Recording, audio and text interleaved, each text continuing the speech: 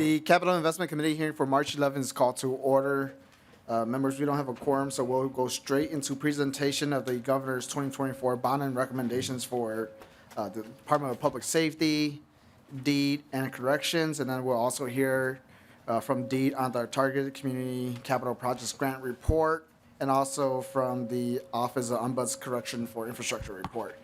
With that, welcome, Commissioner. Please identify yourself and proceed. Thank you, Chair. Bob Jacobson, Commissioner of Public Safety, and my honor to be here today. Thank you. Chair, members of the House Capital Investments Committee, thanks for having us here today to present our capital budget items. The first thing I would just like to show is a quick picture of the State Emergency Operations Center. Just an update on money that you have given us and provided for us in previous years for funding from this committee. Pictures on the slide show the new State Emergency Operations Center in Blaine. It's well on its way. As you can see, the walls are going up, and we expect the building to be completed in late May of 2025. Just a quick overview of what we're going to do today. We're going to bring forward a capital budget request in the governor's bonding bill for DPS. The governor and the lieutenant governor have put forward a strong proposal to help address current issues and the future needs for public safety in Minnesota. DPS's law enforcement divisions serve every community in Minnesota, and building a new lab in Mankato will help evidence turn around overall Minnesota. All of the projects here look to address public safety throughout the entire state. The projects are, number one, building a new Southern BCA regional office and laboratory. Number two, purchasing land for and designing an expansion of the BCA Bemidji regional office. And number three, purchasing land and designing a Minnesota State Patrol headquarters. And with that, to provide you more detail on each of these projects, I will turn to BCA Superintendent Drew Evans and Colonel Matt Langer to give you more details on those items. Welcome. Please identify yourself and proceed. Thank you, Mr. Chair and members of the committee. My name is Drew Evans. I'm the superintendent at the Minnesota Bureau of Criminal Apprehension. I will go into a bit more detail, and we know we have a very tight timeline. So in all of your packets, you should have this, and I thank all of you ahead of time. I've met with a number of you on this project. If you don't, we will get it to you, but this is an overview of exactly what we're looking for at the BCA. As the commissioner noted, in the governor's bonding recommendations, it's $48 million to pay for construction costs for a Southern Regional Laboratory in Mankato. Last year, you provided us with funding to enter into design services and authority to buy land. We have bought that land next to the Justice Center in Mankato, and the design is out for RFP right now, and we will enter into that contract very shortly to do that. The need that we're before you today for both the projects at the BCA really are designed because of the increased needs that we have currently and into the future for our laboratory.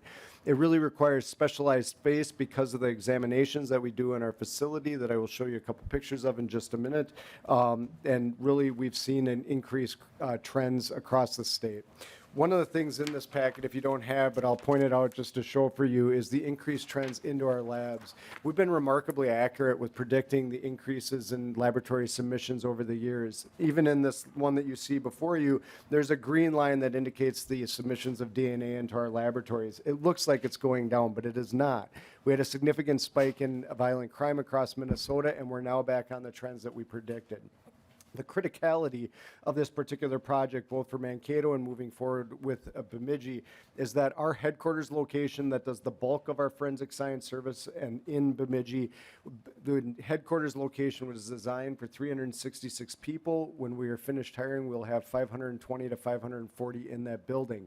Last year, you provided us funding to build out the last remaining space at our headquarters facility. That will get us about 43 additional workstations. The Mankato project will get us about 50 additional, and about 30 to 40 up in Bemidji as we go forward. In addition, the significant increase in digital multimedia evidence. When our headquarters location was formed, there was no such thing as digital evidence in terms of actual laboratories. We now have an accredited digital evidence laboratory. When I started at the BCA, it was one agent that did this part-time in their spare time for digital evidence. We now have 22 examiners full-time in a facility that was never designed to have that. Both these will have that going forward. I'm just going to show you come in the space. We have maxed out the space at the BCA. We have everybody in 6x6 cubes where we're able to across the space. We're just simply out of space to do that at this point in time. This is an example down in the, I think this will be on your left-hand side. On your left-hand side, it doesn't mean much to you, but it's a NIBIN station. This is the National Integrated Ballistics Information Network, where we process firearms evidence from crime scenes. We've purchased additional machines to aid in investigations. That area was designed for one person, one machine. We have three in that, or two in that location, and adding in two different locations across that. We have agents in some offices that were designed for one, for evidence handling, security, and 3 offices at this time. This is an example. What I did want to show you, the specialized space, which is unique to a laboratory. It requires specific space requirements, HVAC, the specialized air handling. We turn all of the air over in our facilities once an hour to make sure with all the chemicals that it's a safe environment for everyone to work. Also, in terms of the space that is needed for those, it has redundant power supply, coolers, freezers, etc. for all of our evidence that we need under our accredited system for our laboratory. We're seeking accreditation for all the facility, but for our lab in particular. The last thing I'll touch on briefly before turning it over to Colonel Langer is our Bemidji facility. So the first project would fund our construction costs. That project is as close to shovel-ready as they come. In Bemidji, we have a facility we operate now. It's been great. It's been there for 20 years, but that facility is out of space as well. We have people that are in spaces designed to be conference rooms as their offices, etc. And so this would purchase a piece of land next door to the airport that would give us space to move forward. We would be able to expand on the current footprint right now, but we would not be able to expand in the future if we do that, and will create significant disruption to our operations during the construction phase. And so in the budget recommendations is designed for that facility so that we can expand that facility when funding becomes available, and to purchase a parcel of land so we'd have very little to any disruption in our activities, and into the future when we need additional space, it would create the space to be able to add on to that facility as well. And so with that, I will turn it over to Colonel Langer to go through the State Patrol, and then we'd be happy to answer questions at the end. Welcome, Colonel. Please identify yourself and proceed. Good afternoon, Mr. Chair, members of the committee. My name is Matt Langer. I have the honor and privilege of serving as Chief of the State Patrol, and I'm pinch hitting actually for Lieutenant Colonel Kristina Bogevich, who did this presentation last week in the Senate. I appreciate being able to visit with many of you over the past several weeks about the project that we have before you today. It's $22.5 million worth of bonding funds in order for this Minnesota State Patrol to both acquire the land necessary to build a headquarters, a comprehensive facility in the metropolitan area, and the design work that needs to go with that. It comes out of a pre-design report that the legislature funded a year ago that indicates that we need about 15 to 20 acres in order to do this. So currently, the Minnesota State Patrol has 6 office locations that we have interest in combining into one location. 4 of those are DOT facilities, 2 others are private leases. You can see by the stars where they are around the metropolitan area. So what this project isn't is building a new State Patrol headquarters. We have a headquarters in Town Square that would be absorbed into this facility. What this is actually building a comprehensive facility that ties together training, commercial vehicle, headquarters, East and West Metro.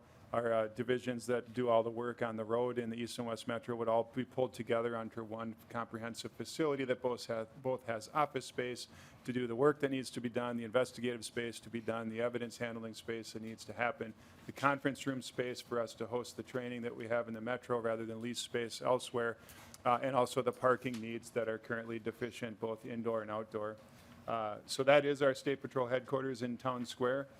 That's the outside of the building right now. It's leased space from a private tenant. The photograph that you see with the office setting with things, those are recruitment materials actually that are just strewn about because we don't have storage out of our training division in Shoreview, our Arden Hills site. This photograph shows what I sometimes, that's like the kitchen table. So like, just like within a house, a kitchen table tends to be like the nerve center of everything that happens. Within both East and West Metro, there actually is a table, and that serves as lunch space. For the folks that work out of those offices, that also serves as sometimes evidence handling space, which is a problem when it comes to from an accreditation standpoint. It also serves as the space where we meet with victims of fatal crashes or the remaining family members of victims of fatal crashes to go over the case that their loved one was involved with. So everything that happens around that same table because there's no other space for us to do it within our East and West Metro facilities. The evidence handling space shows just the confines with file cabinets and able to do the evidence handling in a way that we would like to as we move toward accreditation, especially as important. This table is the same table in the West Metro office. You see on the other photograph here, everything from brake chambers for commercial motor vehicles to defensive tactics pads and tools. So that's in our commercial vehicle site in Mendota Heights. As part of our pre-design report, we called out the vendor with the architectural vendor the need for additional commercial vehicle training space, including a bay to actually train people on a commercial vehicle instead of parts of a commercial vehicle. Evidence storage is a problem, both for many reasons that police departments understand. We just have a lot of evidence. All of it is sensitive. Obviously, the veracity of our storage is critical, and the storage veracity is very good.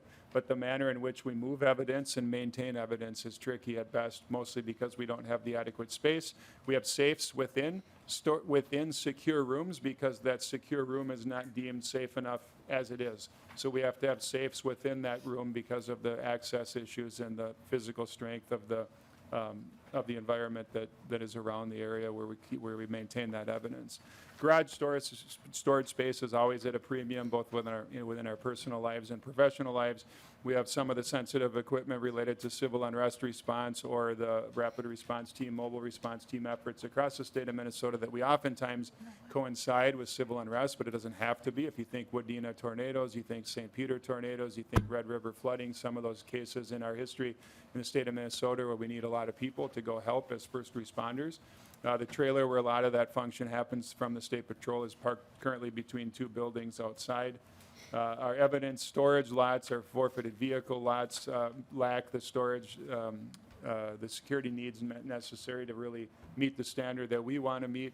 Of course, the red circle here, as I draw people's attention to around that white car, that's a vehicle that's being stolen out of our forfeiture lot. So it's a vehicle being held for forfeiture, in our storage lot that is in the process of being stolen. That's a still frame out of security camera footage. These photos just highlight some of the space deficiencies that we have. Our 6 facilities were never built with public safety purpose. They were office space the DOT leased to us or private tenant space where we occupy. None of it was built for modern public safety purpose. You think employee security needs, you think evidence security needs, you think free and ample parking for the public to be able to interface with us, to come pick up a copy of a report. Those are the things that we're certainly lacking in our headquarters office, in particular in St. Paul. So that's the long and the short of it. I hope there are some questions, but again, it's $22.5 million for land acquisition and design. One of the first questions that I always get is where do you want to build this? And I think the chair and others have asked that question, and the answer is we don't know yet. We have an area where we think it would be wise for us to be centrally located within the metropolitan area. There are parcels of property identified in the pre-design report, one of which is off the table because it recently sold. But we're working with the Department of Administration right now and have a meeting tomorrow actually to scour the metropolitan area again to find suitable properties so we can be ready should the legislature act on our request to make this reality. Mr. Chair. Representative Erdahl. Thank you, Mr. Chair and Colonel Langer. If you're looking for space not too far from the metro area, we do have land between Litchfield and the Ball of Twine. Look at that. You don't have to answer. But okay, so right now you have 6 different sites, and essentially you wish to combine them into one? Mr. Erdahl, Chair. Yeah, Representative Erdahl, correct. So of those 6 sites, 2 of them are operational areas where troopers come and go all day long. One of them is investigations, our crash reconstruction team, our drug narcotic detection team, and others. One of them is training, one of them is commercial vehicles, one of them is headquarters. And so the vision here is that we're actually pulling these sites together so that the State Patrol can completely reformat the operation in the metropolitan area. There is no other police department where the chief would say, I have a question of training, and then have to drive to Shoreview to meet with training staff, or for executive command staff to have a question related to commercial motor vehicle bills, of which come before the legislature once in a while, and there are 3 or 4 in the Senate on Wednesday. But our commercial vehicle people are not within headquarters. So the ability to tie together the entire operation in the metro to be more conducive for today's needs, let alone the future, is the vision of this project. So it's not replacing buildings, it's bringing everyone together under one comprehensive facility that we think will be able to allow us to provide superior service in the future. Representative Erdahl. Thank you, Mr. Chair and Colonel Langer.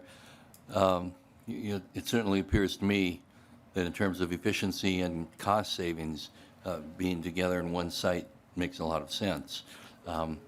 Hopefully, as we go through this process, we can see if there's a way to do it. Representative Grasso.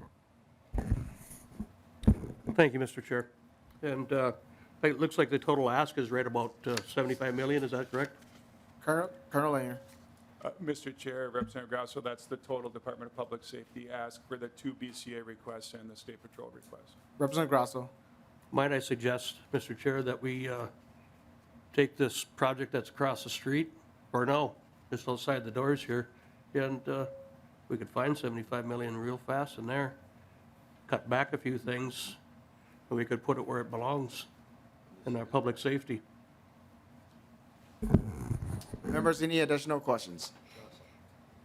So, Colonel Langer, just to, before we move on to the next one, so you said that you're meeting with Department Administration, so when could we expect you to find a actual location for us? Mr. Chair, great question. So our meeting tomorrow is just anticipatory. We want to be ready, but we're in no position to find the land officially or to make a move on any property until we're successful with the bonding bill. So if we're in the bonding bill to the degree that we hope to be in the bonding bill, we'd be ready. In theory, we'd be ready to move as soon as those funds are available. So by July 1st, for sure, we'd be ready. But right now, we're not in a position to do anything official other than to continue to look so that we're ready should we be successful. And then one question that I have asked of staff, I think from the DPS, is have you considered building next to the new operation centers, and why or why not? Mr. Chair, another great question. So I know the commissioner led with the initial slide of the EOC that's currently under construction. That's a little bit outside of where we would prefer to be, but it's not outside the realm of possibility. So I'm happy to ask the Department of Administration to look at the area that surrounds the EOC and see if there's suitable property there that would fit within the needs of this design. Okay.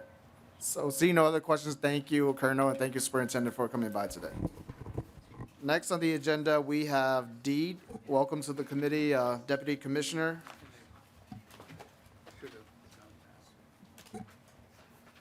Please identify yourself and proceed.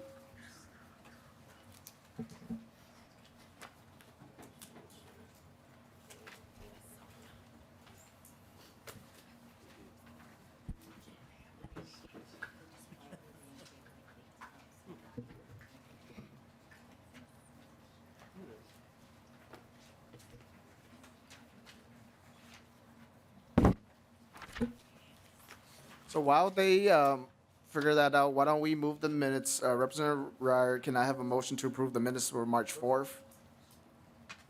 Mr. Chair, I move approval of the minutes for March 4, 2024. All right. Members, any discussion of approval of the minutes for March 4th? Hearing none, those in favor say aye. Aye. Those opposed say nay. The motion prevails. The minutes March 4th is adopted.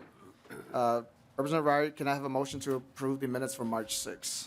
Mr. Chair, I move the minutes for March 6, 2024. Representative Ryer, move approval of the minutes for March 6th. Any discussion? Hearing none, those in favor say aye. Aye. Those opposed say nay. The motion prevails and the minutes for March 6th is adopted.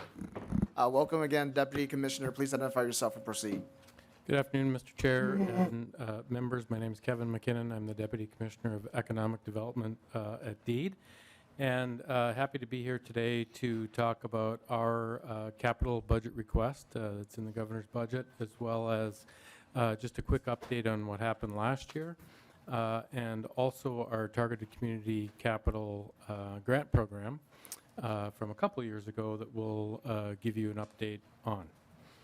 So first, Deed's been extremely busy implementing some significant investments made last year. Over $1.8 billion came to the agency, and we have been extremely busy staffing up and contacting all the grantees, et cetera, and standing up new programs.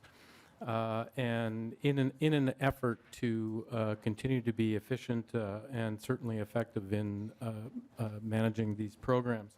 That's a mix of both general fund and general obligation bonds. And on the next slide, I'll tell you, we did receive over $450 million last year in capital investment, both in GO bonds, but also in general fund cash. What happened as it relates to our existing programs, we had 3 existing programs that were funded last year. Our Greater Minnesota Business Development Public Infrastructure Program was funded at $10 million.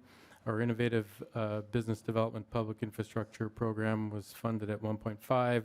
Our Transportation Economic Development Infrastructure Program, 1.5. And then we had a new program called our Greater Minnesota Child Care Facilities that was funded at about $900,000. So altogether, well over 100 provisions with about $450 million worth of funding. So as it relates to some of the individual special appropriations that we had 118 projects that we had to administer out of the 2 capital investment bills. We were very busy trying to schedule meetings and overview sessions for grantees.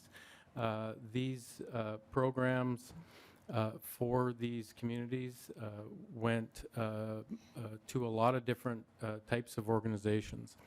And given that there were a lot of new entrants sort of into this type of funding, we were worked very closely with Minnesota Management and Budget on process, on questions, and on implementation to help educate grantees. We've hired some staff. We have assigned all the projects out. All projects have a project manager. They've all been are working very closely to move their projects along.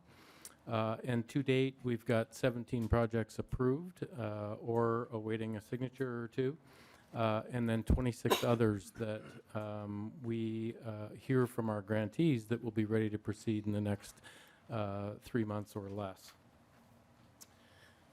So that's an update on last year's funding. As it relates to this year's capital budget request, we've got $5 million through 2 existing programs. Our BDPI program, they are kind of long, so I'll try to use the acronyms here. The BDPI program at $3 million and our TEDI program at $2 million. So first, the Business Development Public Infrastructure Program.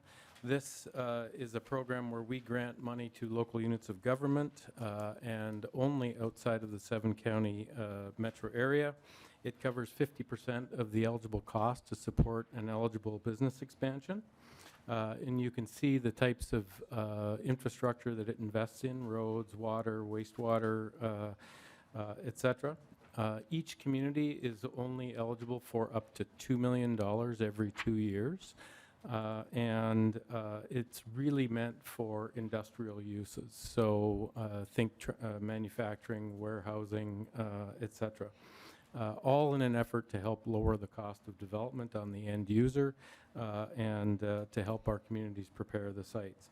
This program is available on a rolling basis, so as projects are ready and as cities are ready, they come to us with applications, and we are able to fund them with available resources that we do have. A good example of a project was in Laverne. We awarded almost $500,000 for a project that Lineage Logistics had in their industrial park. We extended some streets and utilities to the site, but you can see the type of project that it leveraged. It's a significant investment for Laverne, $50 million, 75 new jobs, a very, very large facility. Most of our, I shouldn't say most, all of our communities in greater Minnesota are very familiar with this program and find it extremely useful. I'm sure you've all heard from them. Additionally, I just wanted to give you an update on where we are with the program balance. So last year we received $12 million, so $10 million in general obligation bond funding. We also have $2 million that we receive in a general fund appropriation. We currently have about $7 million left. And as I mentioned, we accept projects on a rolling basis. We have a couple that are in the pipeline to use a couple more $1 million. Our TEDdy program, this is a joint effort between DEED and the Department of Transportation. This is done through an RFP process. We announce this once a year, essentially, usually in the fall. And we accept applications and make decisions on which projects that we will fund. This program takes care of some of the local investments that are needed for transportation improvements. There's a safety consideration with this, thus MnDOT is involved with us, but primarily what we're doing here is awarding based on economic development projects that happen in the region. We can fund land acquisition, pre-design, et cetera, for these types of projects that support the larger transportation needs of the community in order to better serve the businesses that are operating in industrial parks or other locations within the community. So a good example of this program is the City of Dayton. We provided $1 million to help with the Highway 101 interchange. This facilitated more efficient and obviously safer transportation options for the businesses that are located in a business park that's nearby. You can see there's already a significant number of businesses in that location. And there's more room for more. So we were really excited about this project, and I know the people that live in that region are also very excited about it. As far as our balance goes, we have with last year's appropriation and some rollover money, we had about $2 million. We will be awarding that here very soon to projects that are already in grant review.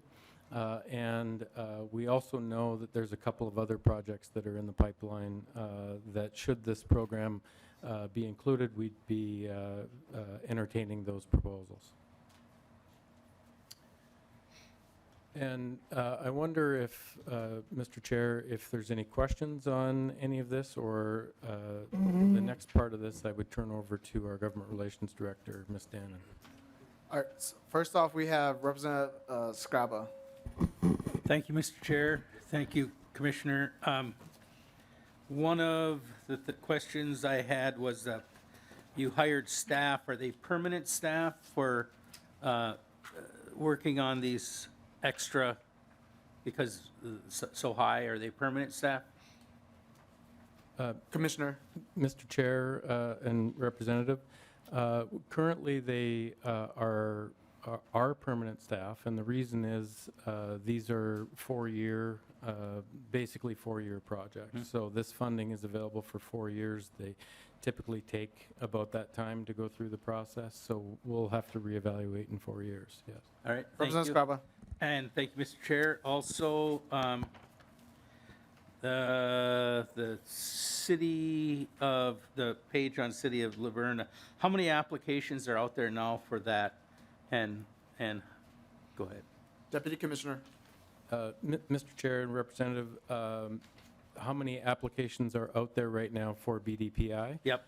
Yeah, so we have 2 projects that we expect in very, very quickly, and we know that there are several others that now that we're getting to spring, other cities are also preparing for business expansion projects in their community.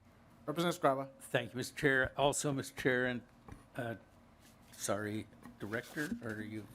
Deputy Commissioner. Deputy Commissioner, I apologize. I want to thank you for working with the City of Dayton for a $1 million investment for $134 million. That's pretty good odds, really good odds, and I appreciate that. And I know I'm used to be the mayor of Ely, and we've done a lot of work with you folks, and you're right, Greater Minnesota knows what these are. I think everyone knows what they are. So when they are available, it makes a big difference. It helps a lot. So thank you. That's it, Thank Mr. Chair. That's it. Representative Kozlowski. Thank you, Chair and Deputy Commissioner. Just piggybacking off Greater Minnesota, we know we have got lots of unique challenges, and so I'm especially curious in the Greater Minnesota Public Infrastructure Grant Program, and then also the child care facilities. If you could give us just a sampling of what types of funding that went to address needs? And then what kind of a geographic sampling did it cover? Deputy Commissioner. Mr. Chair, Representative, I'll start with BDPI. BDPI is only available outside of the 7-county metro area. And the types of projects that basically we're supporting communities with are industrial uses. So think warehousing, manufacturing, ag processing, et cetera. These funds are for public infrastructure, so the communities and the developer or who's ever developing the land are responsible to pay for the utilities that are going in. Oftentimes, this can be very expensive for obviously small communities with very small tax bases. And so the state comes in with 50% of the funding to help with the cost of that. As it relates to the child care program, we have not yet rolled that out. That is public infrastructure funding, which basically means the child care centers will be publicly owned. We've just recently hired a director of our child care office. We actually have released our other program, which is the general fund program that's very similar. And so as we see more projects and as we see public projects, that funding would actually be available to those projects. Geographically, those can go anywhere in the state. Representative Kozlowski. Thank you so much for that. Appreciate it. Representative Erdahl. Thank you, Mr. Chair and Deputy Commissioner McKinnon. Has the legislature dumped too much on you? I mean, were you able to get through all the requests that were made for you to work on the last session? Deputy Commissioner. Mr. Chair and Representative Erdahl, admittedly, our agency was not necessarily prepared for the 10 times funding that we got in our budgets. However, we do feel like we're in a very good place right now. We have been able to not only continue with our existing programs, because many of our existing programs, like the ones before you today, are still in demand and we're still seeing that activity. But as far as rolling out new programs, we have added some staff. We've really been had some time to actually put them together and release them and get to a point now where we're actually administering the grants. And that's maybe a little bit more of where the challenge was. We didn't have the sort of back-end support to actually administer it, so the disbursements, the monitoring, et cetera, the reporting. And so now we are in a much better position than we were 6-8 months ago. Representative Erdahl. Mr. Chair, thank you, and Deputy Commissioner. You know, I'm glad to hear that. I mean, frankly, I got numerous complaints about DEED in the last year. You know, maybe the legislature should do a better job of giving you the assistance you need if they're going to dump all this on you. I have a particular project in my district that is now 1 year in and nothing has happened because they couldn't get approval to do anything from DEED. I will say that as of this morning, I think we have reached an agreement that will allow this to start moving. So, and this was a new program, so I understand, you know, the difficulties in establishing this and basically trying to fit it into existing programs wasn't working because it was a new program. So I'm glad to see or hear that you are making progress in this, but you know, don't be afraid to maybe ask if you think that too much is being given you. Thank you. Thank you. Members, any additional questions? Seeing none, just to that point, you know, Representative Erdahl, that's why we did put some general fund appropriations in the funding bills last session so that they could actually staff up and do the work. And I think, you know, you are highlighting a point where, you know, we are, you know, last session gave them a lot of work because it took us 3 years in order for us to get infrastructure package. And so if we could have a more regularly occurring bill, I think that will, you know, relieve some of the pressure for all of our state agencies. So I really appreciate you highlighting that. Director, please identify yourself and proceed. Alrighty, thank you, Chair. My name is Darielle Dannon, and I'm the Government Relations Director at DEED. I'm going to be walking you through the Targeted Community Capital Program report that we released somewhat recently at our agency.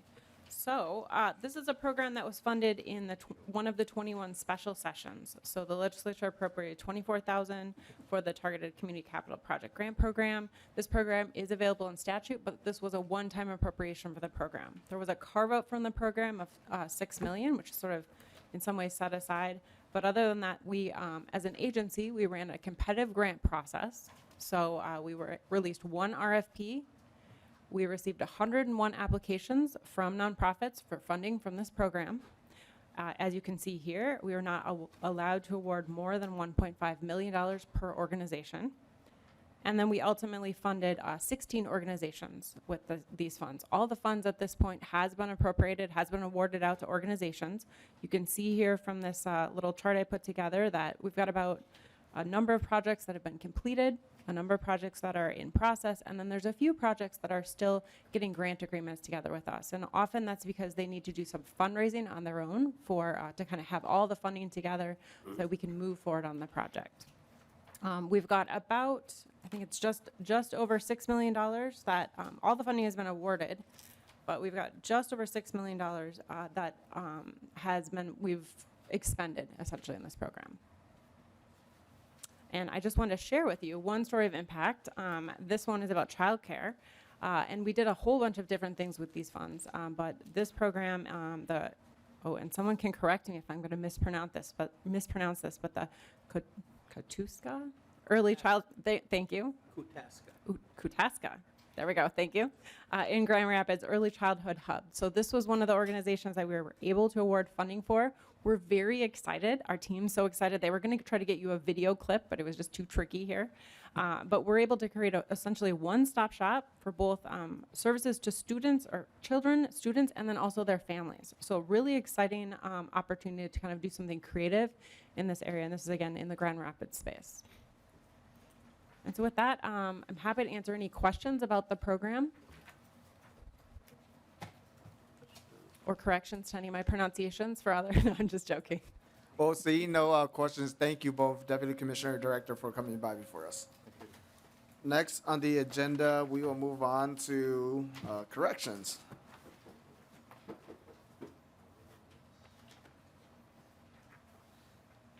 Welcome to the committee. Commissioner, please identify yourself and proceed.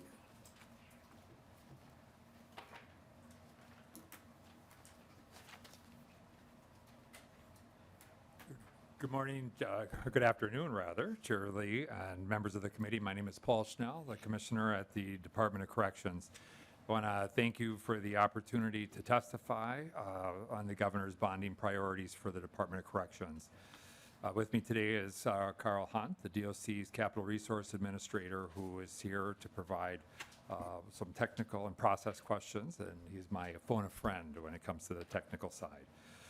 Before I speak to the request, I want to start by noting that this committee and members of this committee has toured our facility on different occasions, and we really are appreciative of that because it really helps people understand the scope and needs of our department and our staff and the people who reside in these facilities. I also want to extend our gratitude for including the DOC in the bonding bill last year. We are putting those asset preservation funds to very good use. And the project of expanding the rehabilitative space at the women's prison in Shakopee will be transformational to the women who are incarcerated there.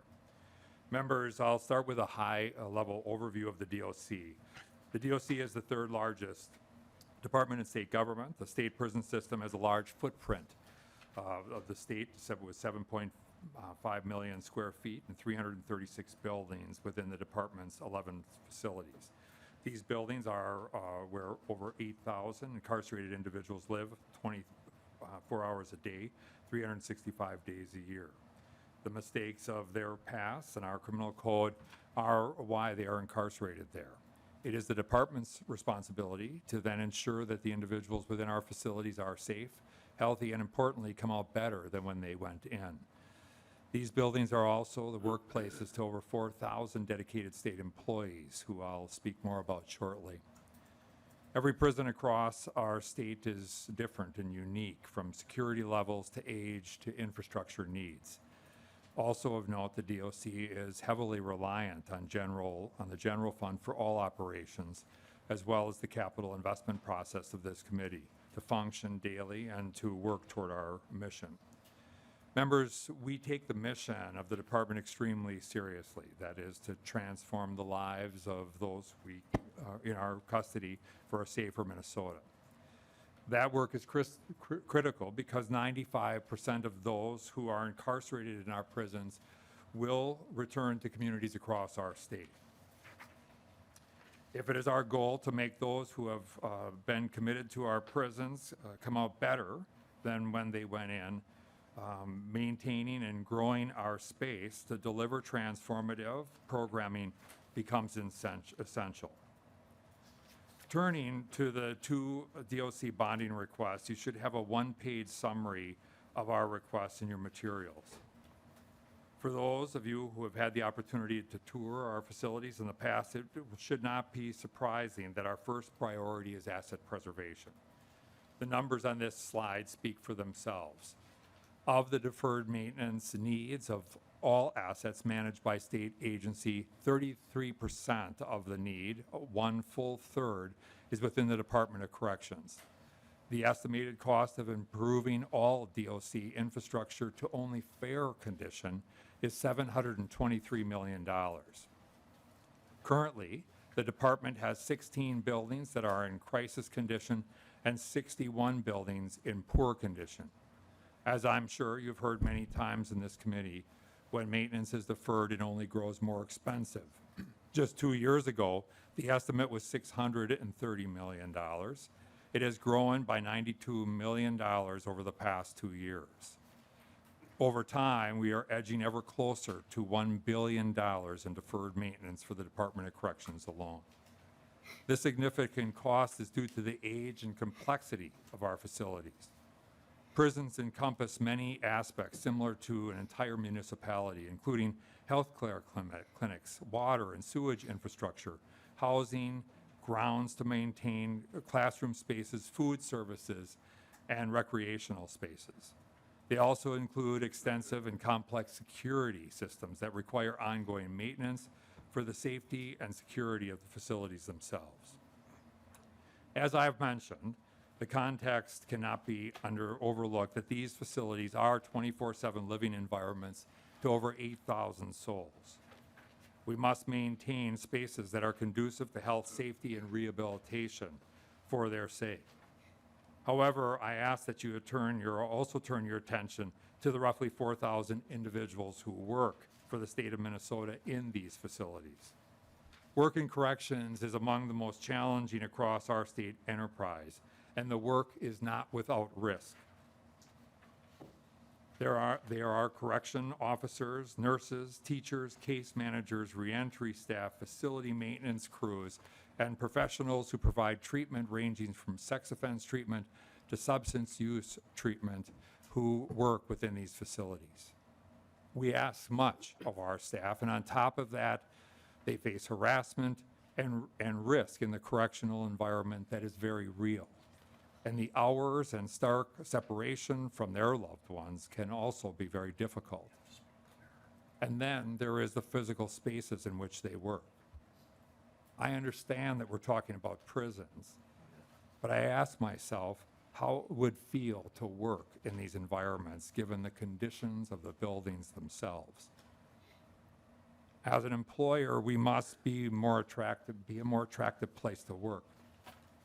In pay, and we made progress here, in culture, which is a work in progress, and in the environment, which is where our staff does their work on a 24/7 basis. Jobs in corrections are very challenging by their nature. Each of the individual project requests that we make are designed to use our staff most efficiently. Unlike our current spaces, We want to create safer, more secure environments for everyone, the people who are housed there and the people who work there. Safety and wellness of state correctional staff must be a priority. Prioritizing their safety and wellness not only benefit our staff, but when our staff feel valued, it translates to improved services to the incarcerated. The significant deferred maintenance levels of the DOC are not just issues of crumbling walls and leaky roofs. They directly impact the safety of the facility. For instance, we have prison cell doors so old they must be manually secured by key, and in many cases, sight lines prevent safe observation of movement. The State Correctional Facility Security Audit Group has raised repeated infrastructure issues of concern for the safety of staff and incarcerated individuals. Often, our response to the audit group is concurrence with their findings and recommendations, but we almost always cite higher priority needs as the limitation to addressing their recommendations. Members, as you can see in this slide, examples of the need. We could have filled this entire presentation with similar examples from our 11 facilities. A significant challenge with this level of need is prioritizing projects. Just last fall, lead and other metal compounds were found in the drinking water at 2 of our facilities. We have since shifted priorities to address this critical issue. A few years ago, a large portion of bricks on the outside of a building at the Fairville prison fell off. We had to dedicate funds to repairing that and had to push other projects down the list. We will continue to meet those challenges and prioritize projects. But let me assure you, every bit of asset preservation funding you provide, the DOC, will be used to address the critical infrastructure needs of the agency. These photos do not tell the full story. So we made significant efforts to bring legislators into the state prisons. Over the past years, we've hosted 25 legislative tours, bringing in over 75 members of the House and Senate and over 55 members of staff inside the walls and razor wire to see the work and conditions firsthand. Moving now to the second portion of the department request, a critical expansion of rehabilitative space at the prison in Rush City. For reference, there is a separate handout in your material summarizing this project. Members, before I speak to this project and the need for the space, I want to address why, of all the previous bonding requests, did this one make it into the governor's bill? The need for this project is urgent. Since the prison was built 24 years ago, the state of Minnesota has not effectively managed and engaged the high-risk men incarcerated there at Rush City to improve public safety outcomes, to reduce recidivism, to reduce crime. Nor has enough been done to mitigate the intergenerational impacts of incarceration as the men at Rush City are warehoused instead of being rehabilitated. We cannot risk continuing the impacts and past mistakes in prison design at this facility. We also cannot afford to receive only design funding in the bonding bill and risk a future legislature not moving the full project forward. We know how difficult this is politically, and it will not get easier down the road. Throughout my time as commissioner, it has become crystal clear that the severe lack of space at the Rush City prison has resulted in lost opportunities to improve outcomes. Let me explain. Members, when the Rush City prison was designed, the intention was for it to be single bunked. And even then, it was also intended to have more programming space than was eventually built. However, before it opened in 2000, the decision was made to double bunk the facility, meaning twice as many men were incarcerated in the prison than it was built for.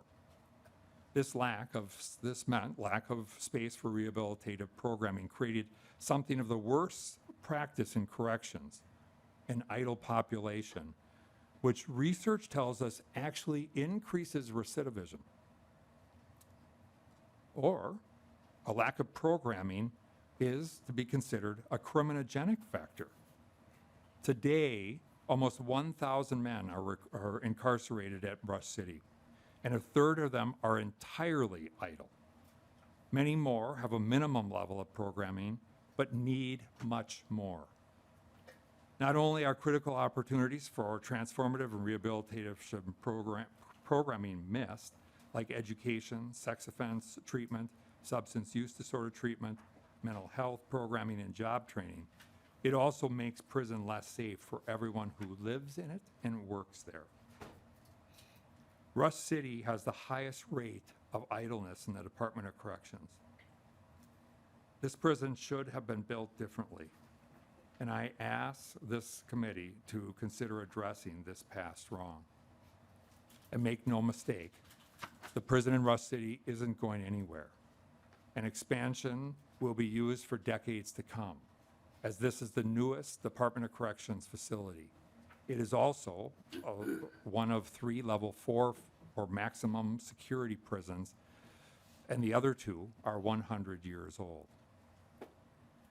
Moving on to the significant loss opportunities that this space presents and its impact on public safety.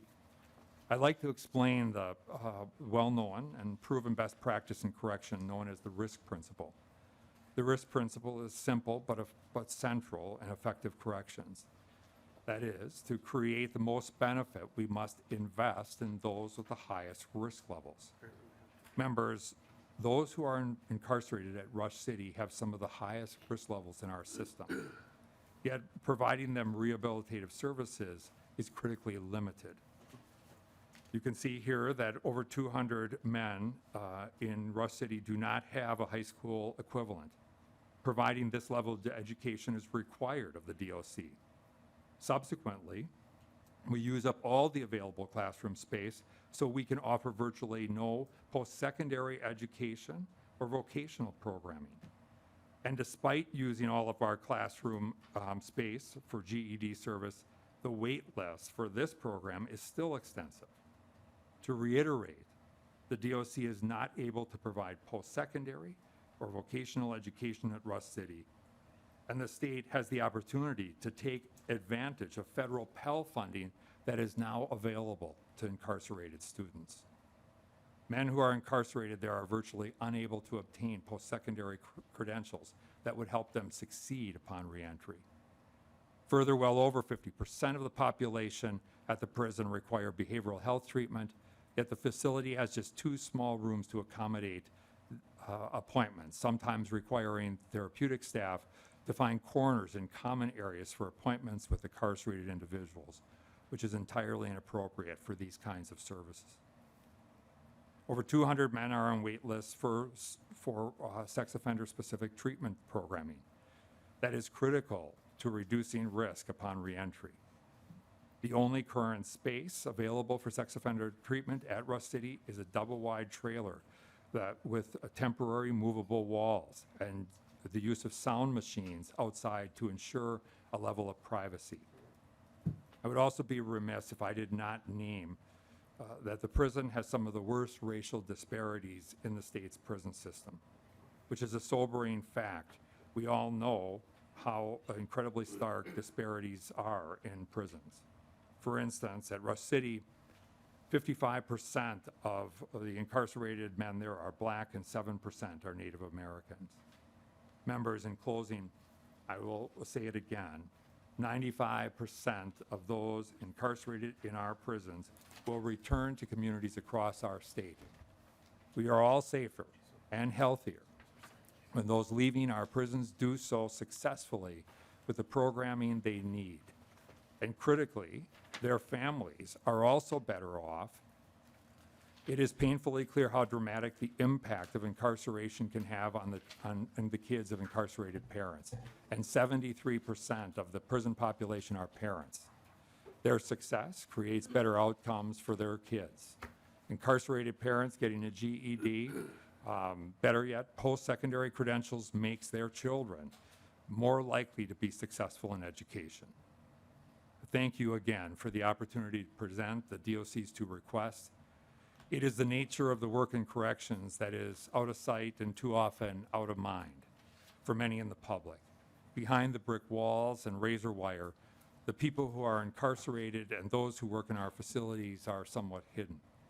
In the most basic sense, our prisons are where the failures of our society, the unaddressed traumas, the impossible challenges for our government are hidden, whether it be the failures of our education and child welfare systems, mental health access, economic opportunity disparities, racist systems. Our corrections system is left to face and address these challenges and are expected to do so by producing better outcomes.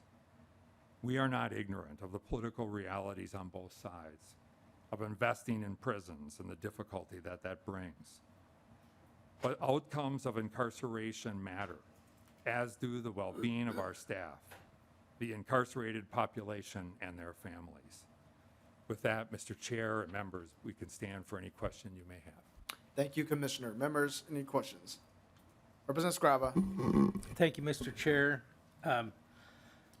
We toured Rush City, correct? That was the one we did. Fantastic tour. Appreciate the coin. That was good too. One of the questions I have is the trailer that the training was going on, is that going to go away? Is that part of the plan here so that you don't have to take them in and out of, and it all goes into one? Thank you, Mr. Chair. Commissioner. Mr. Chair, Representative Scrava, yes, that trailer would be gone and that would be all connected, which would make movement much safer and far better off and built for specific use. Representative Scrava. That's all. Thank you, Mr. Chair. Representative Carroll. Thank you, Chair, and thank you, Commissioner, for coming. I just have a question regarding one example, your ADA entrance ramp that's crumbling apart. Don't you have a temporary budget or repair budget or anything like that to correct that? Is it still that way now? Commissioner. Chair, Representative, I'm going to turn here to Carl Hunt, who would probably be better able to address the specifics of that. Welcome, Director. Please identify yourself and proceed. Mr. Chair, my name is Carl Hunt, DOC Capital Asset Administrator. Yes, we do have prior year asset preservation funds, which we have in process to address a lot of these projects. The need is large, so our prior year asset preservation funds have been allotted and queued up to many other projects, so that list continues on to grow, and we do address those as needed. Representative Carroll. Thank you. So has that ramp been fixed then? That ramp is in use the way it is today. It's usable. It's in dire need of repairs. Representative Carroll. So it hasn't been fixed? Director. Mr. Lee, it has not been fixed in total. Representative Carroll. All right, thank you, Chair, that's all I need to know. Representative Kozlowski. Thank you, Chair. And Commissioner, last year, the legislature, I believe, granted funding for pay increases to help with recruitment and retention. Can you talk about what kind of effect that's had in terms of increasing and making sure that there's safe working conditions and adequate staffing in the corrections facilities? Commissioner. Mr. Chair, Representative, thank you for that question. The good news is we have seen a dramatic turnaround. Right now, we are at 87% vacancy full rate, so we are at 13% vacancy. With a new academy that is going to start next week, we will be at 95%. We have 100 new COs starting just next week. So the new contract has really turned around, and we believe we are on the road to addressing this backlog. And so that is one of the huge considerations and was a major concern for us. But these environmental factors do remain an ongoing issue from the standpoint of work engagement for our workforce. Representative Kozlowski. Right, and two more, one comment and a question. Thank you, Chair and Commissioner. In terms of for the culturally affirming services, given the overwhelmingly large representation of Black, Brown, and Indigenous folks, which as a legislature, one of the things that we need to continue to tackle is the on-ramp from the foster care system. We know that's a very big predictor into, but when folks are incarcerated, I'm hearing from community members that are being asked to volunteer and to provide those services. And so my recommendation would be that our communities are already being tapped and expended, and to drive and to go and provide that for free, offering stipends or building that into the workforce. And my second question is, in terms of the facility and looking for either rehabbing or building new, 25% of Minnesota's youth identify as outside of the gender binary, and I know that the policy right now is that if you are gender expansive, you can, be moved to a facility that matches, but that's not the case for the population that we are continuing and we're going to see going into the future. So can you talk about how you will ensure that we'll have gender inclusive facilities if the state invests in these dollars and ongoing? Thank you. Commissioner. Mr. Chair, Representative Kozlowski, yes, I mean, I think we have right now one of the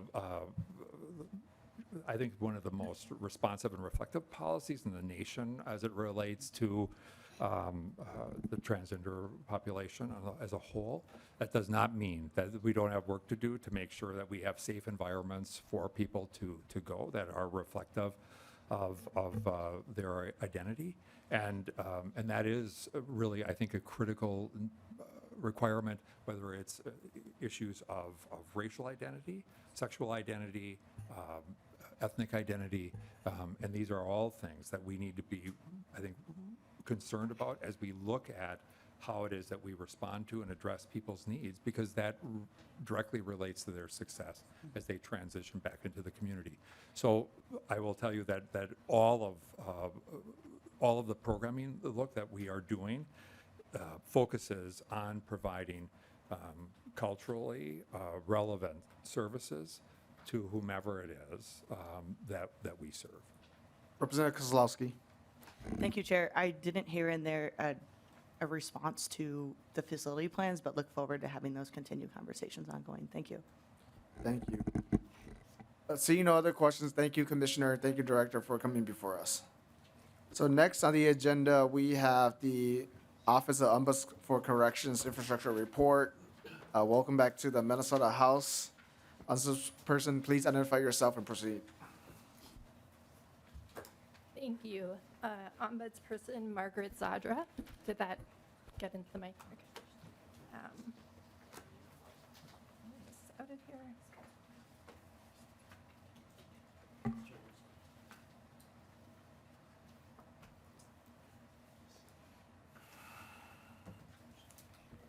Thank you so much for having me here this afternoon. I appreciate the time. As you know, the Office of the Ombuds for Corrections is separate and independent from the Department of Corrections, and our role is to investigate complaints from incarcerated people, staff, and community members, as well as investigate systemic concerns.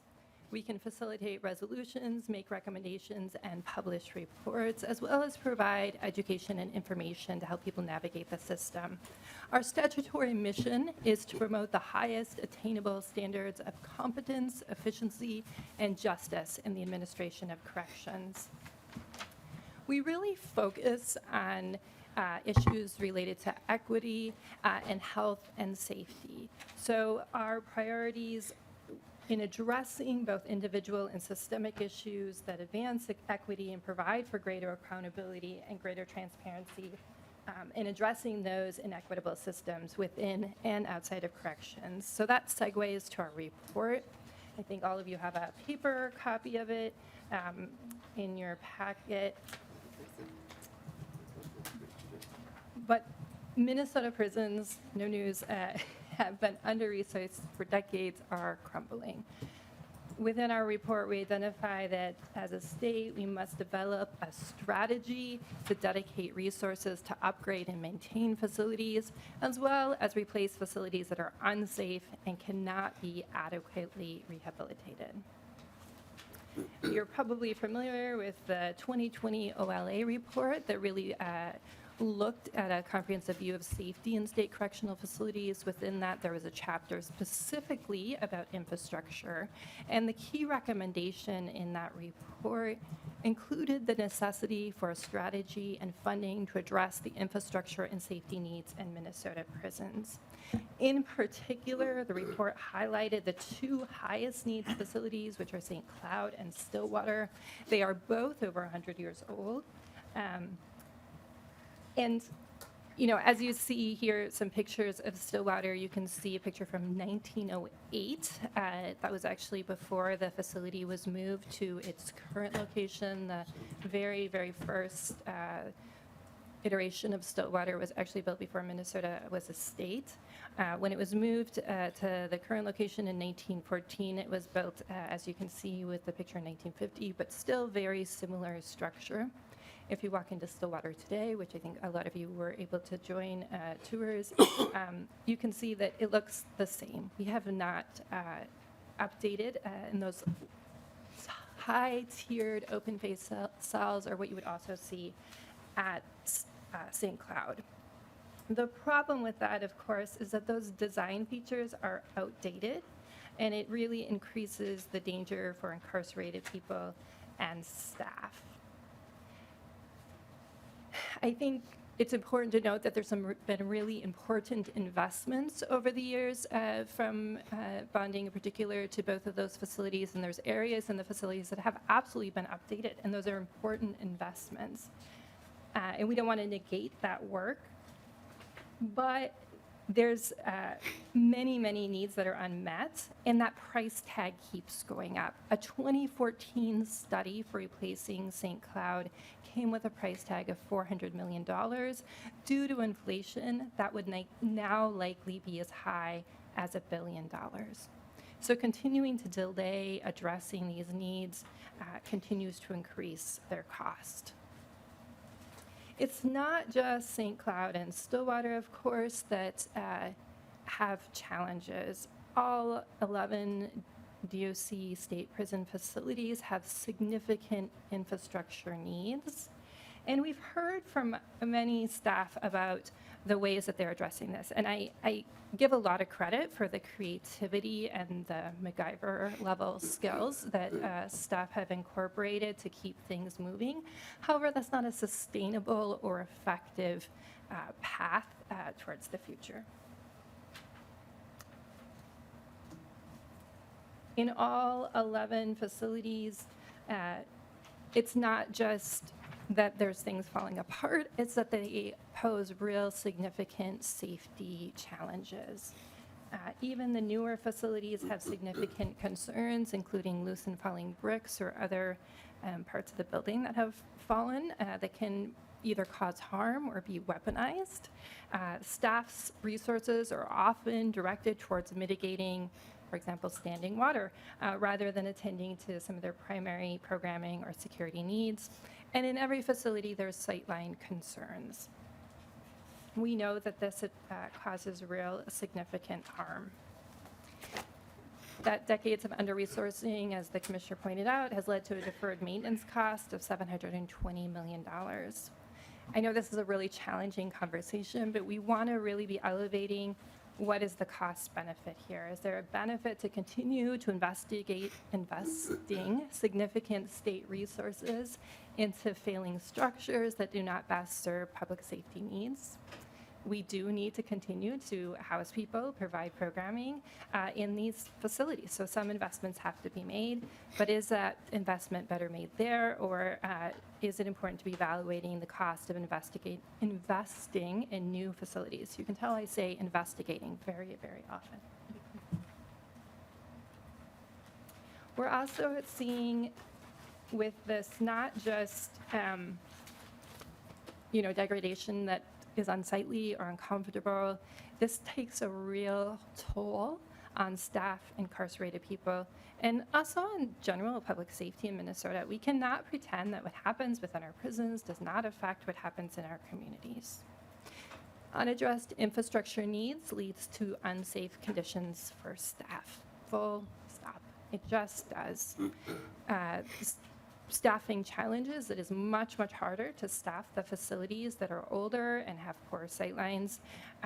There's a lot of forced overtime at those facilities, which also leads to other safety challenges. And more staff are needed to monitor those facilities. It leads to significant levels increased stress for staff, which also leads to retention issues. So even when those new hires are happening, which is fantastic, it is a challenge to retain those staff. It also leads to significant issues for incarcerated person safety. there are increased violent episodes in these facilities. There's increased stress and trauma for incarcerated people, and of course, decrease in programming and opportunities for success, which we heard about a little bit for Rush City. With that comes unaddressed health needs. Across the nation, we are seeing a significant growing need of the population of incarcerated people, and we're seeing that in Minnesota as well. If you did not see the article today in NPR, I highly suggest checking it out. It talks a little bit about the aging need of population across the nation, but also here in Minnesota. People that are behind bars tend to age faster than people in community.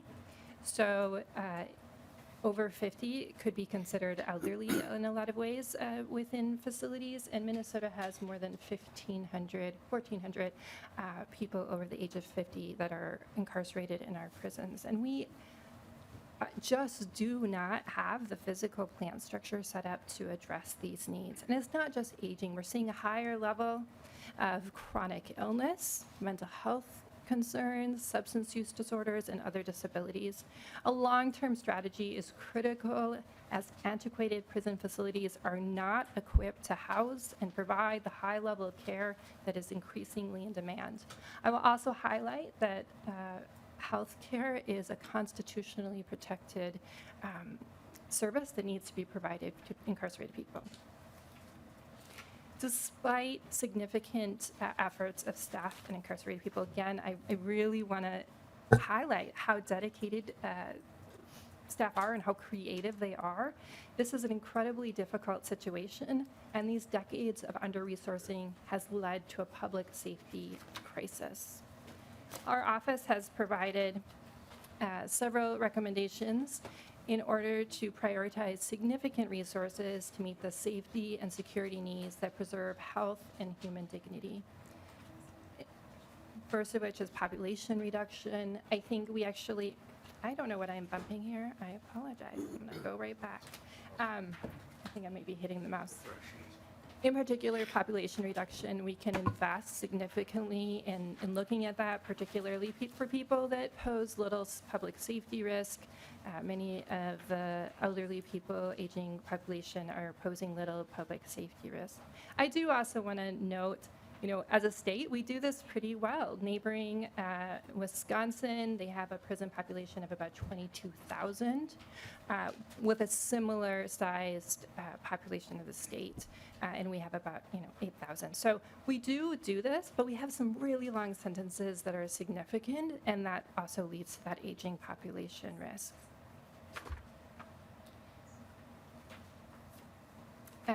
The second piece is really a comprehensive infrastructure plan. So targeted funding that would provide for comprehensive review and long-term corrections planning. We recommend that there's a consideration for a legislative task force to direct any plan or study and include all the DOC facilities and not just the 2 highest need facilities. I think one of the challenges we've heard from legislators is that it's just really hard to see the complete scope of the problem. And we understand why the DOC often brings their top priorities, but when we're looking at these couple of pictures, when we're talking about things like the crumbling ramp, this is such a small percentage of it, and to see it in totality is really, really concerning. And it is also the only way we can really look at the total need in front of us. And so we really highly recommend that anything that we're looking at, that we're including the need comprehensively. With that, we can address security, safety, and programming needs and build those into a full scope, multi-phase, long-term infrastructure plan. Every time I'm bumping ahead. For those who must remain incarcerated and for the many dedicated staff who report to work under less than desirable conditions, maintaining, upgrading, and investing in new facilities where necessary is critical to ensure the health and safety of staff and incarcerated people. And I think I was excited to get to questions, and so finally there. Is there any? Representative Erdahl. Thank you, Mr. Chair, and hopefully I can match your level of excitement. One of the comments early was that one of the things you deal with are the complaints of incarcerated people. What's the most common complaint? Ombudsperson. Chair and Representative, the most common complaint we receive is related to medical, so health services, lack of, options perhaps, or maybe the length of time to get an appointment. And under that umbrella includes mental health care and dental care. Representative Erdahl. Thank you, Mr. Chair. So you were saying mental health and physical health, they're both. Okay, thank you. Members, any additional questions? Seeing none, thank you so very much for bringing this report forward for us to consider. With that, members, here's just the roadmap for the next few hearings. So on Wednesday, we'll be taking action on two bills. House File 3631, which is the modifications bill, and then House File 4763, which is date change for a required report. And so the intention here will just move it as a vehicle to Ways and Means. And then we'll also continue to hear from the governor's recommendations from the Public Facilities Authority, Department of Health, the Pollution Control Agency, and the Minnesota Historical Society. With that, members, the meeting is adjourned.